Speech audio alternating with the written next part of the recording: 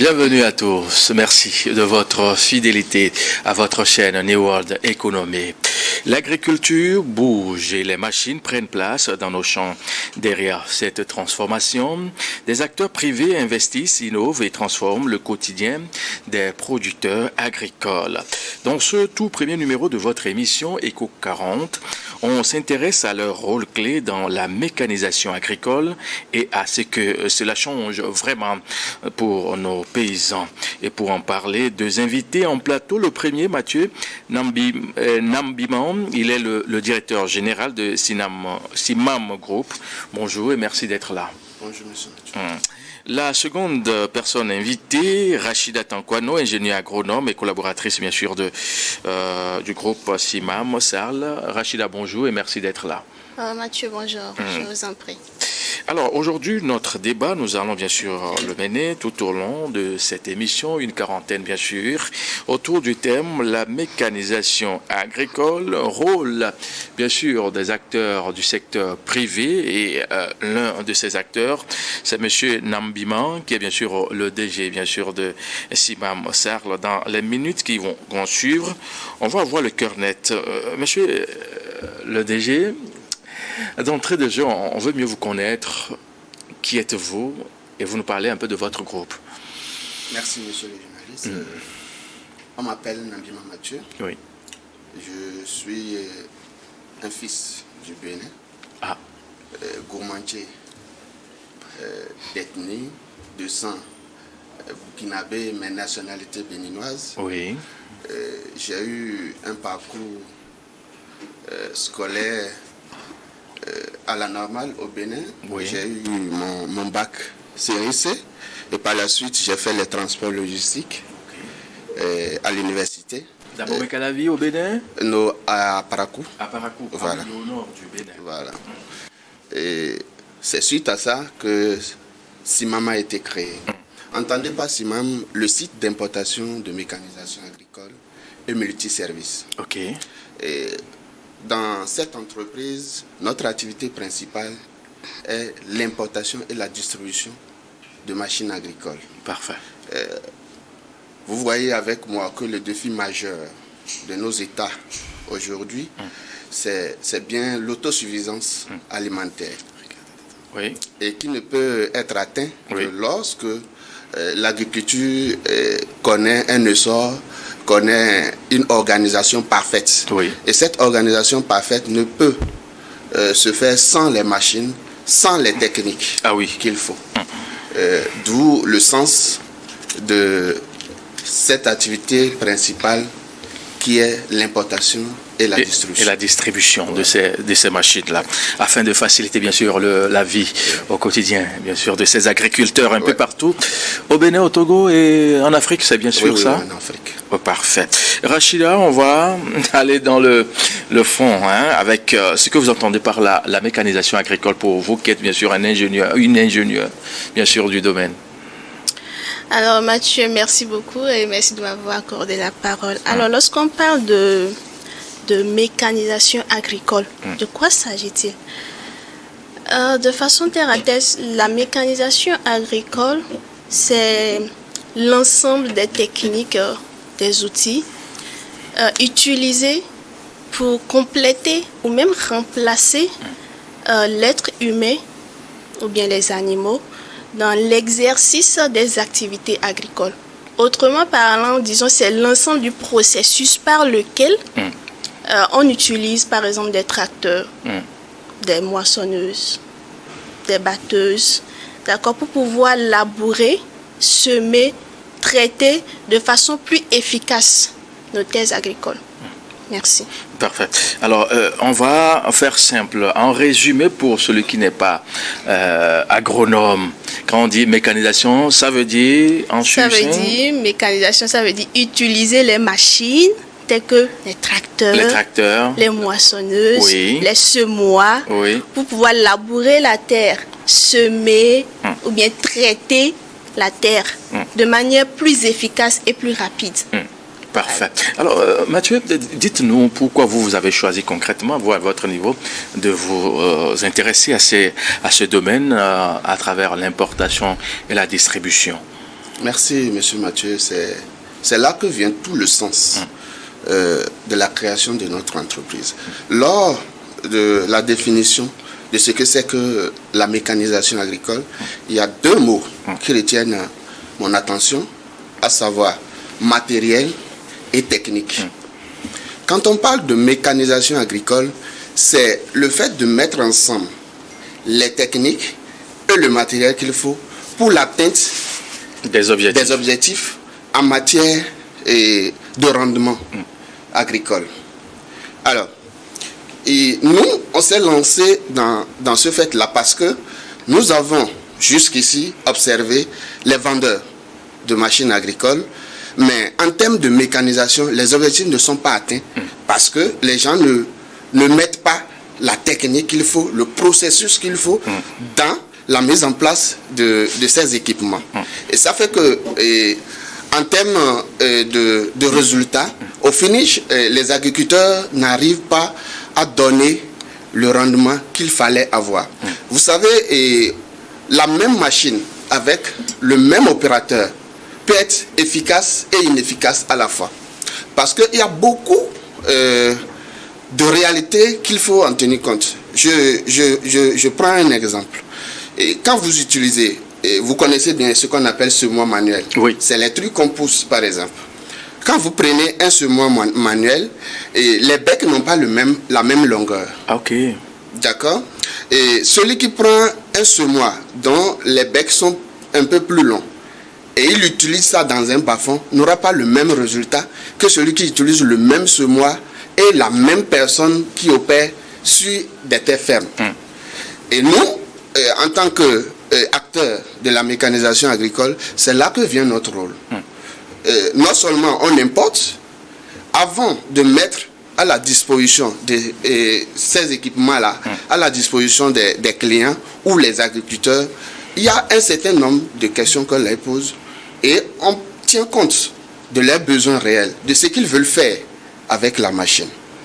Et c'est pourquoi on s'est lancé dans le domaine de l'importation de machines pour pouvoir répondre véritablement à cette question de technique et de matériel en vue de donner un résultat. Puisqu'à terme, il se pose un problème.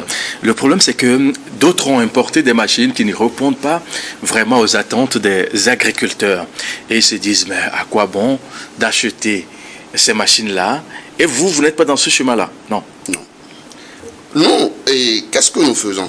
Je prends un exemple. Il y a un de nos clients, qui est même togolais, qui m'a contacté un jour par rapport à une broyeuse. D'accord? Une broyeuse de céréales. Quand il m'a contacté, je lui ai donné toutes les informations par rapport à la broyeuse. Mais après, je suis venu avec une autre broyeuse qui fait le broyage des céréales et en même temps des branches et des feuilles. Pourquoi? Parce que lui m'avait déjà dit qu'il a une ferme où il y a des palmiers là-dedans. Vous savez, les branches de palmier, c'est pas aussi, ça ne se transforme pas aussi facilement avec les micro-organismes du sol. Donc, pour arriver à les broyer et donner de l'engrais au sol, il faut avoir une machine. Et comme je sais qu'il est dans ce secteur-là, je lui ai juste glissé la vidéo. Et quand je lui ai glissé la vidéo, et ça lui a intéressé, il est venu. Donc, dans ce cas, c'est impossible qu'il prenne cette machine-là et qu'il aille ne pas avoir le résultat qu'il veut. Oui. Voilà. C'est l'expertise dans ce domaine-là qui nous permet de lui donner ce résultat pour que demain qu'il puisse demander à ses frères, à son voisinage de venir vers Simon. C'est bien. L'avantage lié bien sûr à la mécanisation agricole, vous venez là de citer quelques exemples, ça et là. Rachida, vous êtes une experte du domaine. Je rappelle bien sûr que vous, c'est votre domaine de prédilection depuis des années et vous êtes toujours sur le terrain, ce qui est rare. Voir une femme sur le terrain agricole n'est pas aussi fréquent dans nos pays. Mais quand Monsieur Mathieu parlait tout à l'heure des avantages liés à l'importation de certaines machines. À part tout ce qu'il vient de dire, quel est cet ajout que vous avez à votre niveau en tant qu'avantage qu'on peut associer, bien sûr, bien lié à la mécanisation agricole? Alors Mathieu, merci de m'avoir accordé la parole. Les avantages de la mécanisation agricole sont nombreux. Et on ne peut pas finir de les citer.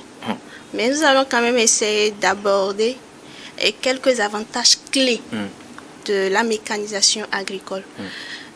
En premier, nous devons comprendre que la mécanisation agricole nous permet, d'augmenter la productivité. Dans quel sens? Lorsqu'on utilise les machines agricoles, cela nous permet, en un temps record, d'emblaver assez de superficie, ce qui n'est pas évident lorsqu'on utilise les animaux ou bien même la main-d'œuvre humaine. Oui. Voilà. Et la mécanisation agricole nous permet également de réduire la pénibilité. Parce que voyez-vous, les activités assez lourdes telles que les labours, les semis, la récolte, ce sont des activités qui demandent assez d'énergie. Et donc, c'est assez pénible pour l'être humain et même pour l'animal. Parce que l'animal, il sent des douleurs. Donc, la mécanisation agricole vient alléger cette tâche-là. Oui. Voilà. En troisième position, on peut dire que la mécanisation agricole permet d'améliorer la précision. La précision, je veux dire par là que, en termes de semis, vous savez qu'en agriculture, il y a des normes qu'il faut respecter. Il faut respecter le nombre de grains, par exemple, que tu dois mettre par poquet. Il faut respecter une certaine distance entre les poquets. Il faut respecter une certaine distance entre les sillons et autres. Avec l'être humain, c'est pas vraiment évident d'être précis. Alors que les machines, avec les machines, on est rassuré que toutes ces activités sont faites avec plus de précision. Disons une exploitation agricole qui est suffisamment mécanisée, est plus ou moins compétitive sur le marché. Pourquoi? Parce que cette mécanisation va lui permettre de produire en quantité et pourquoi pas en qualité et de pouvoir répondre à la demande sur le marché. Et donc cela lui permet même de concurrencer avec de se mettre à la hauteur même des grands producteurs sur le marché. Parfait. Et donc voilà, entre autres, les avantages de la mécanisation agricole. Que vous venez là de citer. Alors, Monsieur Nambimon, vous, c'est votre domaine, quand on parle bien sûr de ces machines utilisées en matière bien sûr de l'agriculture aujourd'hui, qu'est-ce qui fait de vous une référence? Qu'est-ce qui fait la spécificité bien sûr de bien sûr Simam Sarl? Merci, Monsieur Mathieu. Et c'est ce que je disais déjà. Simam est cette entreprise qui, en dehors de faire l'importation des équipements, pense plutôt au mécanisme de mise en place, au suivi. D'accord? Parce que le réel défi... Il ne suffit pas de vendre. Hein. Non. Il faut faire le suivi, il faut former les gens. Il faut que la personne même qui achète la machine puisse savoir comment elle va utiliser cette machine pour ne pas l'abîmer très tôt avant la récupération de l'investissement. Parce qu'un client, c'est tout un projet. Lorsqu'on vient vers vous pour l'acquisition d'une machine, il faut déjà se dire qu'il y a un investissement à récupérer, il y a un bénéfice à réaliser, il y a plusieurs d'autres facteurs qui entrent en jeu. Et lorsque vous voulez mettre une machine à la disposition d'un client, c'est qu'il faut lui donner tous les outils. En dehors de ça, il faut aller le suivre, voir est-ce que tout ce que vous l'avez dit, est-ce qu'il est en train de respecter ça pour l'atteinte de ses objectifs. Oui. Et en cas de problème, est-ce que vous avez une équipe efficace, disponible, dynamique pour répondre à son besoin? Parce que la saison, le plus souvent, c'est en 3 mois pour la production et peut-être en 2 mois pour la récolte. Donc, une fois il connaît de problèmes et qu'il n'y a pas d'équipe, il n'y a pas de moyens disponibles pour résoudre son problème très tôt, alors le producteur perd son investissement. Et donc, Simam Sarl, sa particularité, c'est non seulement il met à la disposition, ou elle met à la disposition des producteurs des équipements agricoles, nous faisons le suivi avec les agriculteurs, nous faisons la formation avec les agriculteurs et nous donnons une garantie. Au-dessus de tout ça, et lorsque nous avons nos bureaux dans un pays, dans une région, ou dans une commune, ou dans un arrondissement, et tous les producteurs qui viennent vers nous ne payent pas le 100%. Vous venez à Simam, vous achetez une machine, vous payez la moitié, et l'autre moitié, c'est sur 12 mois. Pendant tout ce temps, vous avez la garantie qui couvre. Donc, c'est rare de voir des structures privées qui fonctionnent de cette façon-là. Mais nous avons choisi le faire parce qu'en dehors de rentabiliser nos activités, à notre niveau, nous avons la mission, nous avons le devoir d'accompagner les agriculteurs jusqu'à l'obtention de leurs résultats. D'autres défis, Rachida, qui s'imposent à ce groupe. Vous collaborez avec le groupe, cette société qui œuvre dans ce domaine depuis des années déjà. On sait que vous êtes sur le terrain, vous êtes avec les agriculteurs, vous causez avec eux tous les jours que le bon Dieu fait. Et quand on parle aujourd'hui des défis, parce que M. Mathieu venait de dire, y en a-t-il d'autres que vous pouvez nous dire? Ok, je vais essayer d'apporter, de compléter un peu ce que le DG de Simam Serre a déjà abordé. Les défis, on n'en manque jamais. Vous voyez, lorsqu'on prend la mécanisation agricole, le premier défi, surtout ces entreprises telles que Simam Serre, qui s'impliquent dans l'importation et la distribution des machines agricoles, l'un des défis majeurs, c'est le financement. Bien évidemment, Simam Serre, c'est une entreprise qui est en pleine croissance. Néanmoins, l'entreprise fait face à un défi qui est le financement, le fonds de roulement. Vous savez, Simam Serre, c'est une entreprise dont l'une de ses politiques de commercialisation, c'est quoi? Toi, un agriculteur, tu as besoin d'une machine, mais tu n'as pas suffisamment d'argent. Simam Serre t'accueille, il te permet de donner 50% du coût total de la machine. Tu prends la machine, tu fais la commande. On apporte la machine. Dès que la machine est là, tu l'utilises. Après, maintenant, la saison de récolte, tu as déjà vendu tes produits. Tu peux revenir maintenant et faire le complément du coût total de la machine. Et donc, ça, c'est déjà une bonne politique. Mais il y a certains clients qui ont besoin des machines à l'immédiat. C'est-à-dire que quand eux, ils viennent, ils veulent prendre la machine immédiatement. Alors que Simam Serre, actuellement, il importe, il prend les commandes. C'est seulement les commandes des machines qu'il prend, mais il ne stocke pas. Du coup, si on a des partenaires financiers, cela permettra, d'acheter des machines, de les stocker, de telle sorte que... Un nombre suffisant. Oui. De telle sorte que ceux-là qui sont dans le besoin immédiat, ils viennent, ils paient leur argent, ils prennent immédiatement, sans attendre. Donc, c'est l'un des défis. On a besoin des partenaires financiers pour pouvoir accroître les activités de Simam Serre. Deuxièmement... C'est peut-être l'occasion pour certaines banques de la place de mettre des moyens financiers de côté en matière d'appui. Voilà, justement.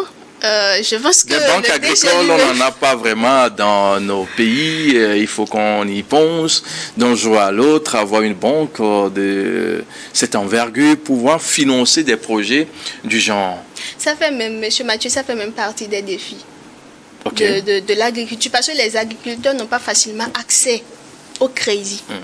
Dans plusieurs pays, nos pays africains, il est difficile pour les agriculteurs d'acquérir facilement les crédits. Bon, on va continuer la lutte quand même, on ne va pas baisser les bras. Parfait, c'est bien. Alors, vos perspectives, quand on en parle aujourd'hui, vous êtes à une étape de la chose, quand on parle bien sûr de la mécanisation agricole, on vous connaît déjà, on sait que vous êtes sur le terrain, entre le champ, les usines, la société en soi, vous êtes là tous les jours, mais il y a d'autres perspectives que vous envisagez dans les jours qui viennent? Oui, bien sûr, nous avons des perspectives. D'ailleurs, aucune entreprise ne peut vivre longtemps si elle ne prévoit pas aller au-delà de ce qu'elle fait. Voyez-vous, aujourd'hui, Simam se retrouvent dans la dynamique d'importer, et importer, et ça ne garantit pas le développement du pays dans lequel, parce qu'en important, on donne de l'argent et à d'autres. Et c'est vrai, on trouve ce qu'on veut là-dedans, mais ce n'est pas suffisant.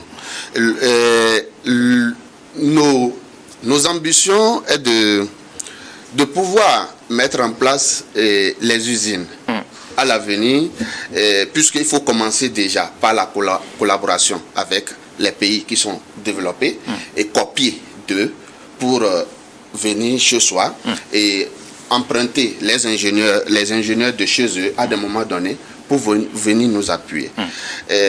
En termes de perspective, on pense que d'ici 5 ans, 6 ans, que Simam soit en mesure de fabriquer les machines de pointe sur place pour les agriculteurs. Et au même moment, il faut aller à la croissance, à l'innovation et installer les unités de recherche, parce qu'il faut tenir compte des réalités. Et la formation. Voilà, tout ça. Et ça demande suffisamment de moyens, mais nous sommes en train de travailler à ça. Et nous pensons que d'ici quelques années, nous allons devenir une multinationale dans ce domaine. Et nous pensons apporter mieux pour que même nos gouvernants puissent nous faire confiance et nous donner une parcelle de pouvoir, comme cela se fait déjà au niveau de notre voisin, le Nigeria. Le Nigeria. Vous voyez, au Nigeria, chacun dans son secteur, le gouvernement lui donne une parcelle de pouvoir, ceux qui sont dans le secteur des banques, ceux qui sont dans le secteur du ciment, l'alimentation et tout. Donc nous pensons qu'à l'avenir, avec notre organisation, avec notre dynamisme, on pourra avoir la chance d'avoir ces opportunités pour mieux concrétiser les innovations, pour mieux concrétiser notre idée, notre expertise dans le domaine de la C'est là quelques-unes, bien sûr, des perspectives dans les années qui arrivent. Mais qu'est-ce que c'est Simam Business Class? Simam Business Class, là, nous quittons le domaine de la mécanisation parce que, en dehors de l'activité principale qui est l'importation et la distribution de machines, nous avons plusieurs autres activités comme les BTP, l'assainissement, les transports logistiques et autres. Et pour le moment, nous avons mis en action 2 de ces activités qui est la mécanisation et les expéditions de colis. Les expéditions de colis, c'est là que vient le volet Simam Business Class qui regroupe les commerçants, les petits ou moyens commerçants qui ne peuvent pas importer directement les conteneurs et donc ont besoin quand même d'acheter à l'extérieur et à des prix beaucoup plus favorables, mais qui se retrouvent confrontés à des problèmes d'expédition qui va m'aider à amener le colis parce que l'unité de transport en transport maritime, c'est un seul conteneur. Donc si vous avez un colis qui ne peut pas faire un conteneur, il faut alors trouver d'autres colis ailleurs pour pouvoir transporter. Et nous mettons ce service-là à la disposition des commerçants de notre sous-région, de l'Afrique, pour que tous ceux qui veulent importer de Chine ces petits colis-là, qu'on puisse les grouper et les transporter, les livrer aux clients une fois dans... Disposez-vous bien sûr des moyens devant faire le job comme on aime si bien le dire? Bien sûr, bien sûr. Et Simam dispose de tous les moyens qu'il faut parce qu'on ne se lance pas pour se lancer et on est préparé d'avance. Et comme moyen dont nous disposons... Il y a de ces sociétés, des structures du genre aujourd'hui qui font un peu dans le... Vous voyez ce que je voudrais dire par là? On dit il faut nous confier telle chose, mais à l'arrivée, on est déçu. Hein? Oui, bien sûr. Et nous, on n'est pas là pour faire comme les autres. Rachida? On est là pour apporter mieux. Mieux, oui. On est là pour apporter mieux. Et voyez-vous, nous avons les entrepôts en Chine. Nous avons des représentants qui travaillent avec nous là-bas et qui font le groupage de tous ces colis-là. Nous avons un transitaire avec lequel nous travaillons là-bas qui fait la déclaration à l'exportation, tout. Et quand les colis viennent ici, nous-mêmes, on les prend en main et on essaie de trouver les moyens pour les expédier vers nos clients. Il n'y a pas moyen qu'un client puisse prendre par Simam pour ce qui concerne les expéditions et qu'à la fin, qu'il soit dessus. Mieux, et à la fin de chaque année, pour ce qui concerne le Simam Business Class, nous faisons le point et nous voyons avec nous, et avec les clients plutôt, les clients qui ont mieux travaillé avec nous, qui ont importé de grosses quantités à la fin de l'année, et on donne l'opportunité à ces clients-là d'aller visiter par exemple la Chine ou d'aller visiter le Pakistan ou d'autres pays par lesquels nous importons. Vous voyez, c'est une innovation parce qu'en le faisant, on prépare cette personne-là à devenir un gros importateur.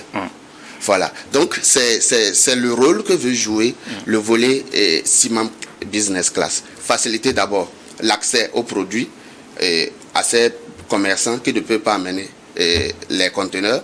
Et ensuite, à la fin, les aider à explorer, à visiter ces pays-là pour mieux accroître les activités. Parfait. On va s'intéresser toujours à ces deux volets. Vous avez eu à toucher il y a quelques instants le secteur agricole et puis celui bien sûr du transport il y a quelques secondes. Quel est souvent ce retour-là que vous avez quand vous finissez de rendre service, par exemple, à un agriculteur? Vous avez le sentiment d'un travail bien fait ou il y a toujours un petit bémol? On dit, bon, le monsieur, il nous a servi malgré nous, on essaie de faire avec pour voir ce que ça va donner dans les années qui viennent. En termes de retour... On aura fait une enquête de terrain pour avoir le cœur net. Bien sûr, monsieur Mathieu. Bien sûr, monsieur Mathieu. En termes de retour... Ce n'est pas possible que nous livrons à un client une machine et qu'à la fin, que ce client-là puisse dire, bon, c'est malgré moi. Je peux tout de suite vous laisser quelques numéros de nos clients. D'ailleurs, les tout premiers par lesquels nous avons importé. Et jusqu'à aujourd'hui, nous avons livré des machines qui font le décortiquage du riz, par exemple. À ces clients-là, nous avons donné de garantie 1 an. Mais les clients sont en train de faire maintenant 2 ans. Et personne n'a appelé pour dire, voilà, j'ai tel souci, j'ai tel souci. Et la seule chose qu'ils demandent, c'est les tamis. Parce que c'est une pièce de rechange où il faut chaque fois l'enlever, placer de nouvelles pièces pour que la machine puisse continuer à travailler. C'est pour dire quoi? Vous savez, la Chine produit, par exemple, pour l'Europe, l'Amérique, et l'Afrique. Et ce qui se passe souvent, c'est la qualité que vous demandez à votre fournisseur. Le Chinois peut produire ce truc-là en 3 qualités. Mais toi, l'importateur, quand tu viens vers lui et tu lui dis, je veux cette qualité-là, il te produit ça. Et tu as le résultat à la fin. Donc, nos clients ne peuvent pas se plaindre parce que nous prenons toutes les dispositions lors déjà de la production de ces machines depuis la Chine ou le Pakistan. Voilà. Éco 40, nouveau rendez-vous de l'actualité économique et du développement sur votre antenne. Notre invité aujourd'hui, le premier que vous venez à peine de suivre, M. Mathieu Nambimon. Il est le directeur général, bien sûr, de Simam Sarl, qui est bien sûr dans le domaine de l'import-export et de tout ce qui est machine agricole et d'autres services, également expédition de colis et autres, avec lui sur ce même plateau, une ingénieure agricole au nom de Rachida Tankwano. Vous la connaissez, elle est souvent sur ce plateau pour d'autres rendez-vous et nous avons eu le cœur net par rapport à certaines explications portant sur le domaine. Et en matière d'innovation, vous prévoyez faire quelque chose de concret, Rachida, ou qui répond là? Bon, je vais dire quelque chose et puis le DG lui va appuyer. Bien évidemment que oui, chaque entreprise, c'est un défi en fait pour chaque entreprise d'innover. Parce que si tu n'es pas innovateur, tu fais comment pour faire face à la concurrence sur le marché? Donc il faut innover. Il faut innover. partie des innovations de Simam Sall. Oui, je peux dire que c'est une innovation, c'est ça ne se voit pas ailleurs. J'ai parlé ici d'une des politiques de commercialisation de Simam Sall, c'est que oui, les machines agricoles coûtent très cher. Très très cher, et tous les agriculteurs n'ont pas vraiment ce pouvoir d'achat là. Et Simam Sall vous accueille, il vous dit tiens, viens, tu donnes 50% du coût total de la machine et tu produis. Dès que tu as ton chiffre d'affaires, tu reviens et puis tu paies l'autre moitié des 50%. Donc ça, c'est déjà un point fort pour Simam Sall là. Et nous continuons, d'accord, à chercher des idées innovatrices pour pouvoir avancer dans l'entreprise. Donc, je pense qu'il a quelques éléments d'apport. Oui. Parlant d'innovation, Simam travaille au jour le jour. Voyez-vous, et parmi nos équipes dont nous disposons, Simam a pris la résolution de mettre en place une équipe qui travaille sur toutes les plateformes et qui met en place un certain nombre de logiciels ou de plateformes qui permettent à tout client, à tout agriculteur qui sait quand même manipuler un portable Android, de pouvoir rentrer en contact avec Simam, que tu sois au Burkina, que tu sois au Niger, au Togo, peu importe. L'autre plan sur lequel nous sommes en train de travailler, c'est d'aller jusqu'à délivrer les factures pro forma à nos clients. Parce qu'il y a des agriculteurs qui vont vers les microfinances pour l'obtention des prêts et dans le sens d'acquérir une machine. Mais parmi les pièces demandées, il y a la facture pro forma. La facture pro forma qu'il faut brandir d'abord. Qu'il faut prendre. Et je suppose que le client est à 300 km, à 400 km de vous et qu'il doit se déplacer pour venir dans votre bureau et avant d'avoir la pièce. Ça veut dire qu'il y a les frais de transport, il y a le risque et tout. Donc, nous sommes en train de travailler actuellement pour que cela, dans quelques jours, le client, bien étant au Burkina, bien étant où que ce soit, puisse demander cette pièce-là et l'avoir spontanément. D'accord? Et l'autre innovation que nous avons apportée et que nous continuons de réfléchir toujours, c'est le fait de mettre les équipes qu'il faut. Parce que les autres distributeurs, c'est pas du sabotage, mais les autres distributeurs n'arrivent pas à suivre. Voilà que Simam met en place une équipe pour suivre toutes les machines qu'elle met à la disposition de ces agriculteurs-là. Et nous apportons la formation, nous apportons notre expertise en matière de maintenance et tout. Ça, c'est des innovations. Et nous sommes en train de travailler au jour le jour, comme je vous l'ai dit, pour que dans quelques années, que nous puissions nous-mêmes fabriquer les machines sur place. Ça va revenir moins cher à nos agriculteurs et ça va les permettre d'avoir toutes les pièces de rechange immédiatement et sur place. Et c'est des choses auxquelles nous sommes en train de réfléchir et par la grâce des choses, les moyens viendront pour qu'on puisse concrétiser ça. Voilà. Alors, vous êtes souvent à cheval entre plusieurs pays de la sous-région, si je ne me trompe, entre le Togo, le Bénin, le Burkina, le Niger. Quand vous circulez, avez-vous le sentiment que l'agriculture est avancée dans cet espace-là? Parlant de la mécanisation, dans le sens même, si je veux toujours m'en tenir à la définition de Dame Tankwano, technique et matériel, peut-être technique, oui. Peut-être matériel, oui. Oui. Parce que mais pas technique. Il y a quand même partout où vous passez, vous voyez quand même les machines. Mais nous avons beaucoup de cimetières, beaucoup de tombeaux, si je peux m'exprimer ainsi, de machines agricoles. Pourquoi? Parce que une fois ces machines-là, dans ces villages, dans ces hameaux ou dans ces communes, il n'y a aucun suivi. Il n'y a aucun suivi. Ça tombe en panne, ça tombe en panne et on ne peut plus trouver la pièce. On ne sait même, on ne retrouve même plus le vendeur. Et mieux, dans les appels d'offres, par exemple, que nous observons lors des trucs de projet, par exemple COSO et consorts, il y a des entrepreneurs qui amène les machines, il ne connaît ni le fournisseur, lui-même qui a amené la machine ne connaît pas où la machine a quitté, il n'a aucune pièce de réchange. Et lorsque les agriculteurs ou les coopératives prennent ces machines-là, 2-3 jours, quand la machine tombe en panne, si lui, il a déjà fini sa période de garantie que le contrat lui avait demandé, c'est que la machine reste là, elle ne travaille plus. Donc, pour dire quoi? Qu'en termes de mécanisation, nous n'avons pas encore, c'est dit que on n'a pas encore décollé. Oui. On n'a pas encore décollé. Il y a beaucoup à faire.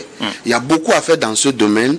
Et le terrain est encore vierge. Il faut beaucoup d'efforts de la part des privés qui sont dans ce secteur. Il faut beaucoup d'efforts de la part des gouvernants dans ce secteur. C'est ce que j'ai pu observer quand je traverse le Togo pour aller au Burkina. Voilà. Et quand je prends pas le Bénin pour aller au Niger, c'est ce que nous pouvons observer. Voilà. Parfait. On tend pratiquement vers la fin de ce numéro de votre émission Éco 40. Rachida, quel est cet appel que vous avez à lancer à l'endroit des uns et des autres en tant qu'ingénieur agricole et collaboratrice bien sûr de M. Nambima? Alors, à l'endroit des clients, d'accord, je dirais qu'avec les machines Simam Sarl, c'est produit 2 fois plus vite et récolté 2 fois plus. Et Simam Sarl vous garantit un service de suivi après-vente. Pourquoi? Parce que sachez que votre réussite, c'est notre priorité. Et pour appuyer un peu ce que le DG a déjà dit largement, vous savez, c'est un réel problème sur le terrain. Importer les machines, oui. Mais lorsque les utilisateurs commencent à utiliser ces machines et qu'il y a une panne, c'est que la machine est garée. Parce qu'il y a un problème de maintenance, il y a un problème de suivi. Tout d'abord, les utilisateurs n'arrivent pas à bien utiliser les machines. Donc, il faut d'abord les former à l'usage de ces machines. Il faut s'assurer que lorsque ces machines sont en panne, on peut les réparer pour eux. Et c'est ce qui fait vraiment la faiblesse de beaucoup d'entreprises, parce que généralement ce sont des individus qui s'occupent de l'importation de ces machines, parfois même des machines d'occasion, mais une fois qu'ils vendent ça aux agriculteurs, c'est que c'est fini. Les agriculteurs sont abandonnés à eux-mêmes. Donc là, c'est une force de Simam Sarl. Avec Simam Sarl, vous n'avez même pas d'inquiétude parce que vous avez un suivi. On vous suit à la lettre pour les problèmes de maintenance et même l'usage technique des machines. Alors, à l'endroit des partenaires, je dirais, venez massivement, investissez avec Simam Sarl et ensemble, construisons un pays prospère, d'accord? Et sachez qu'avec Simam Sarl, c'est un partenariat gagnant-gagnant. Donc, n'hésitez pas à nous contacter et ensemble, rendons nos pays africains beaucoup plus prospères.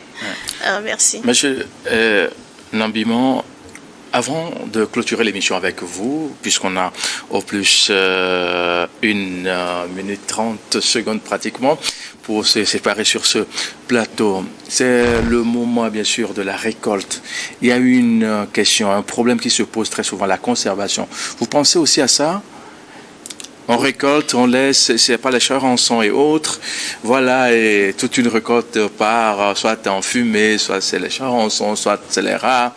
On a un problème pour conserver ces produits agricoles récoltés. C'est un défi majeur pour les agriculteurs dans ce domaine. D'abord, la conservation part d'abord de la machine adéquate. Quand vous prenez par exemple le battage de maïs ou de soja, il y a ce qu'on appelle le taux de brisure. D'accord? Lorsque vous achetez des machines qui ont un taux de brisure élevé, vous allez avoir la sortie de graines blessées. Et là, la conservation devient beaucoup plus compliquée. Et ce que je dis, l'ingénieur sait de quoi je parle. Donc, le fait déjà de trouver les batteuses vanneuses de qualité et qui respectent toutes ces normes-là, c'est déjà le départ de la conservation. Alors, et la conservation fait aussi appel à des intrants et autres, mais nous, en tant que CIMAM, nous n'agissons pas vraiment sur ce terrain. Vraiment sur ce terrain. On va y revenir. Voilà. On va y revenir très très prochainement. Ça fera bien sûr l'objet d'une nouvelle émission sur votre antenne. En quelques secondes, quel est ce message que vous avez à l'endroit des agriculteurs qui sont actuellement en train de nous suivre? Le message que j'ai à l'endroit de tous les clients, de tous les agriculteurs, que vous soyez du Bénin, du Togo, du Burkina ou du Niger, ou même de l'Afrique, nous vous demandons de nous faire confiance, de venir vers CIMAM, parce que nous avons quand même les moyens, les techniques qu'il faut pour vous accompagner dans vos activités. Et ces agriculteurs, pour nous contacter, peuvent aller sur Facebook, nous trouver sur la page CIMAMSAL. Ils peuvent aussi nous trouver sur TikTok, toujours en tapant CIMAMSAL. Ils peuvent aller sur notre site web en tapant www.cimamsal.com. Et donc, voilà les plateformes sur lesquelles les gens peuvent aller et nous contacter directement. Nous avons les numéros du service de communication qui est déjà lié à ces plateformes. Et mon numéro en tant que DG, c'est le plus 229 01 64 41 27 84. Ou encore le plus 229 01 66 49 11 22. Parfait. Monsieur Mathieu Nambima, merci d'être passé. Merci. Rachida Tankwano, merci également à vous d'être passé sur ce plateau. Merci à vous. Messieurs, mesdames, merci pour votre fidélité sans cesse renouvelée. Et notez que la mécanisation agricole avance et les acteurs privés en sont le moteur. Ensemble, faisons de nos champs, bien sûr, des terrains d'avenir. Merci de nous avoir suivis et à très bientôt.